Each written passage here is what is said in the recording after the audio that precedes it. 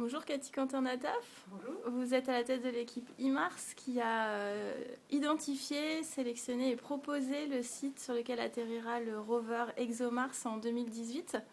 On vient d'assister à un premier lancement. Est-ce que vous pouvez nous résumer ce qui s'est passé aujourd'hui ? Alors aujourd'hui, devait décoller de Baïkonour la première partie de cette mission, qui est le premier rover qui va devoir se poser sur Mars en 2018.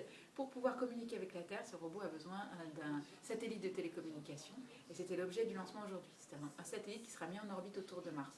Alors évidemment, on en a profité pour mettre quelques instruments scientifiques à bord, qui sont essentiellement, il y a 2 instruments qui vont analyser l'atmosphère martienne, et notamment essayer de comprendre le cycle du méthane, est-ce qu'il y a un lien peut-être avec la vie ou pas. Et puis il y a une caméra à très haute résolution sur laquelle on travaillera d'ailleurs, qui est mise pour notamment essayer de voir à haute résolution le futur site d'atterrissage qu'on a choisi. D'accord. Et comment s'est passé le décollage, a priori ? Pour l'instant, ça a l'air de s'être bien passé. On croise les doigts. La première étape s'est bien passée. Le décollement s'est passé sans trop d'encombre. Et la prochaine étape critique, c'est ce soir à 22h, à peu près, où les panneaux solaires seront déployés. Et après seulement, ce petit satellite sera en croisière, en gros, vers Mars pendant 6 mois. Vous pouvez nous montrer sur la carte où va atterrir le rover ? Alors, le rover, dans 2 ans, est censé atterrir à cet endroit-là, très exactement. D'accord. Mais là, aujourd'hui, il y a, en plus de ce satellite, il y a un petit démonstrateur d'atterrissage. C'est juste aucun instrument à bord, juste essayer d'atterrir sur Mars. C'est construit par les Européens.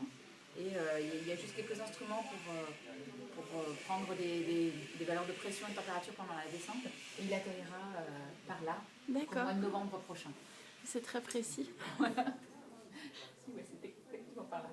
Et est-ce que vous pouvez nous dire un petit mot de Mars SI ou Marsi ? Je ne sais pas comment vous le dites. Oui, alors Marsi, c'est un outil pour pouvoir traiter toutes les données qui sont prises par les satellites de Mars. Et c'est quelque chose qu'on a développé dans le cadre d'un projet européen. Ça permet, en résumé, de réduire le temps de traitement de ces données qui sont très volumineuses, c'est des centaines de téraoctets de données, et de pouvoir intelligemment les combiner. Et c'est ça qui a rendu possible notamment la proposition qu'on a faite du site d'atterrissage d'Oxiaplan. Et du coup, les données sont accessibles à toute la communauté ?